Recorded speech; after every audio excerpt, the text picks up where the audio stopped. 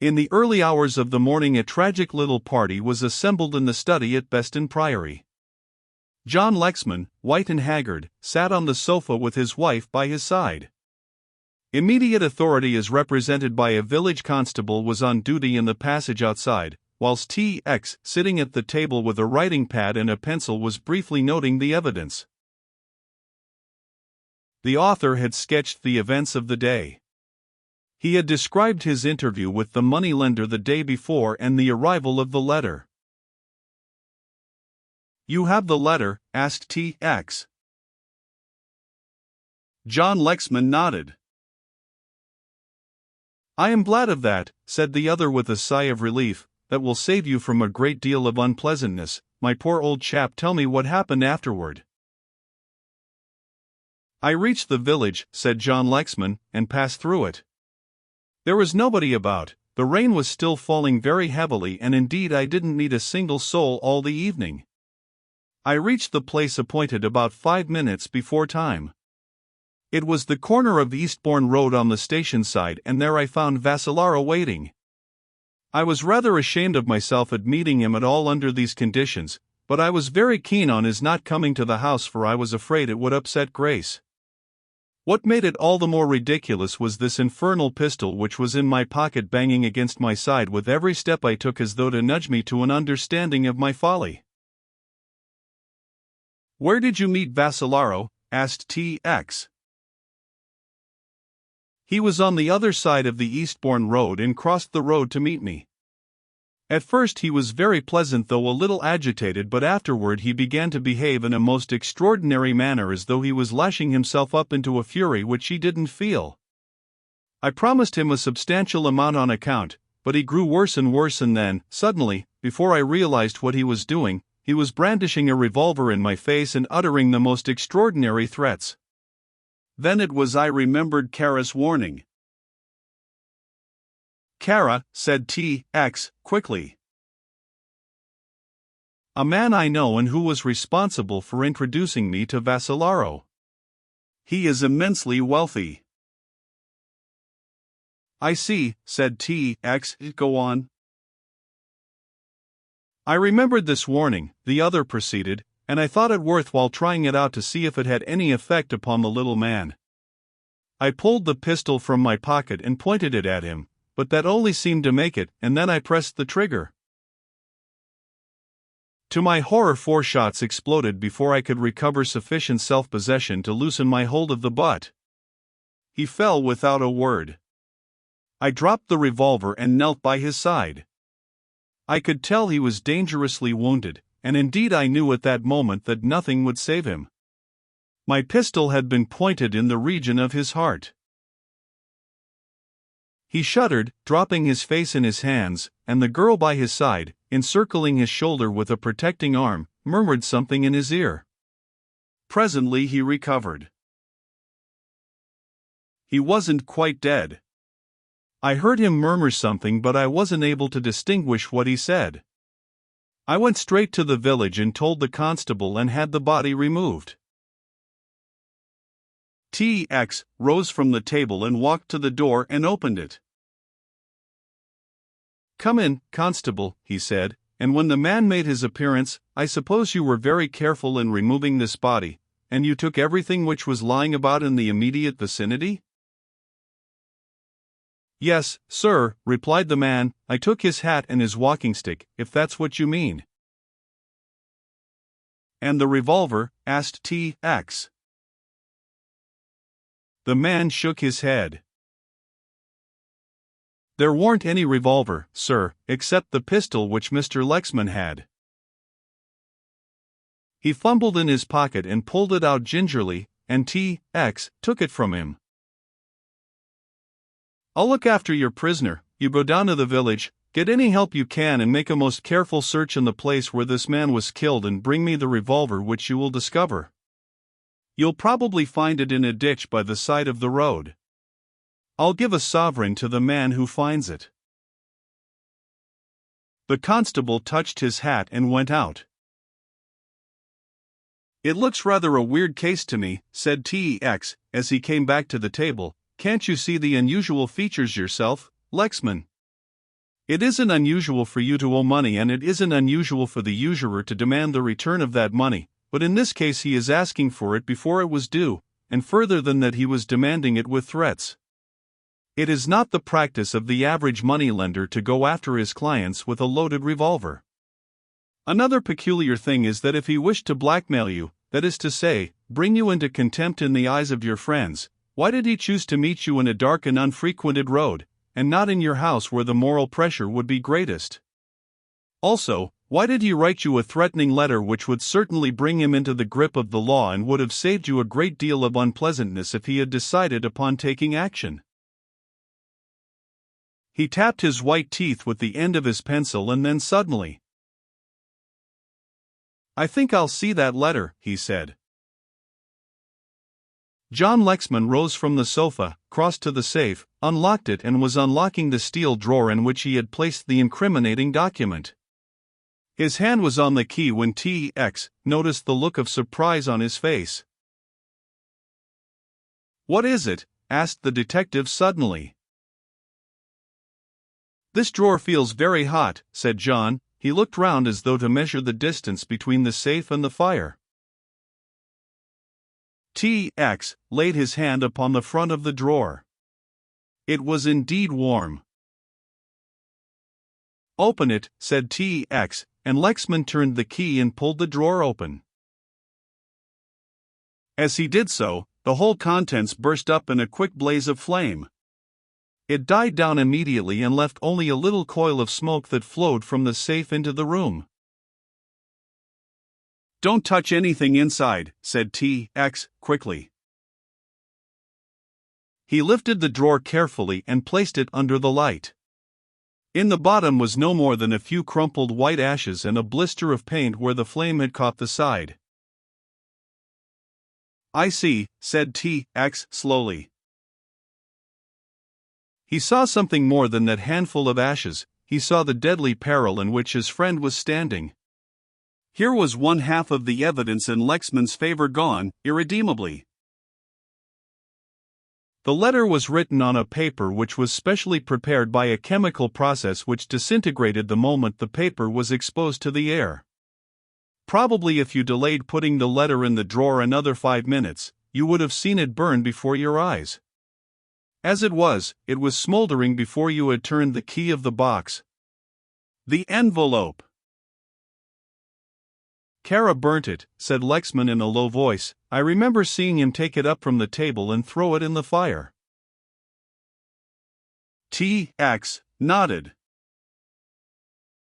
"There remains the other half of the evidence," he said grimly, and when an hour later, the village constable returned to report that in spite of his most careful search he had failed to discover the dead man's revolver, his anticipations were realized. The next morning John Lexman was lodged in Lewes jail on a charge of willful murder. A telegram brought Mansus from London to Beston Tracy, and T.X. received him in the library. "I sent for you, Mansus, because I suffer from the illusion that you have more brains than most of the people in my department, and that's not saying much. I am very grateful to you, sir, for putting me right with Commissioner," began Mansus, but T.X. stopped him. "It is the duty of every head of departments," he said oracularly, "to shield the incompetence of his subordinates. It is only by the adoption of some such method that the decencies of the public life can be observed. Now get down to this." He gave a sketch of the case from start to finish in as brief a space of time as possible. "The evidence against Mr. Lexman is very heavy," he said. "He borrowed money from this man, and on the man's body were found particulars of the very promissory note which Lexman signed. Why he should have brought it with him, I cannot say. Anyhow, I doubt very much whether Mr. Lexman will get a jury to accept his version. Our only chance is to find the Greek's revolver. I don't think there's any very great chance, but if we are to be successful we must make a search at once." Before he went out he had an interview with Grace. The dark shadows under her eyes told of a sleepless night.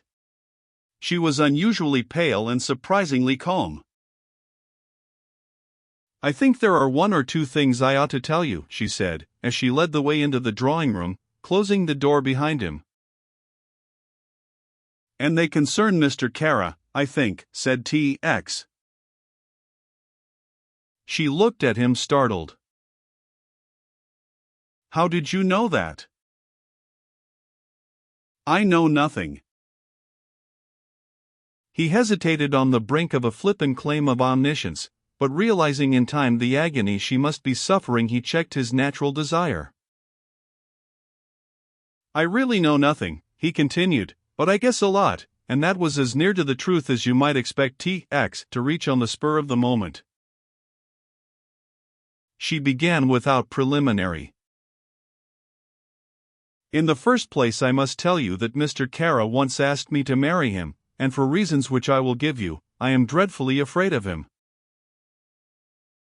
She described without reserve the meeting at Salonika and Kara's extravagant rage, and told of the attempt which had been made upon her. Does John know this? Asked T.X. She shook her head sadly. I wish I had told him now, she said. Oh, how I wish I had. She wrung her hands in an ecstasy of sorrow and remorse. T.X. looked at her sympathetically. Then he asked, Did Mr. Kara ever discuss your husband's financial position with you? Never. How did John Lexman happen to meet Vassalaro? I can tell you that, she answered. The first time we met Mr. Kara in England was when we were staying at Babbacombe on a summer holiday, which was really a prolongation of our honeymoon.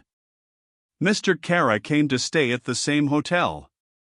I think Mr. Vassalaro must have been there before. At any rate, they knew one another, and after Kara's introduction to my husband, the rest was easy.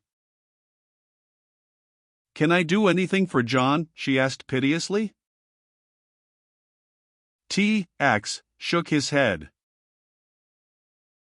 So far as your story is concerned, I don't think you will advantage him by telling it, he said.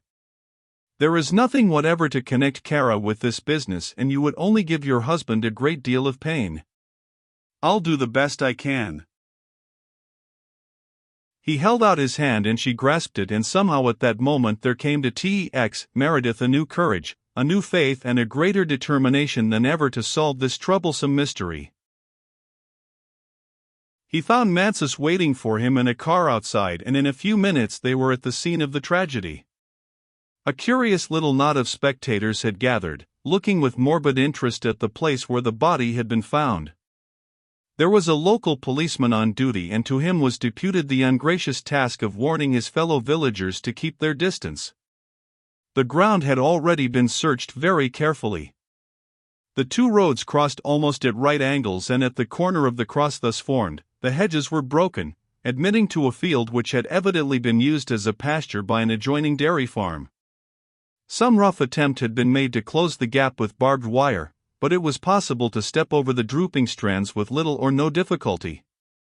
It was to this gap that T.X. devoted his principal attention.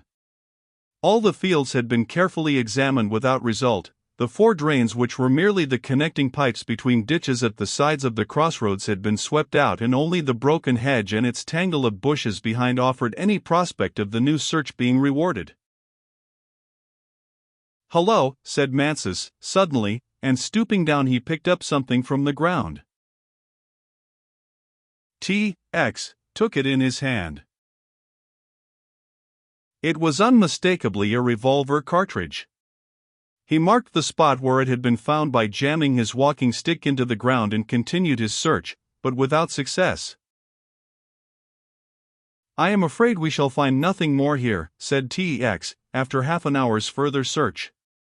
He stood with his chin in his hand, a frown on his face.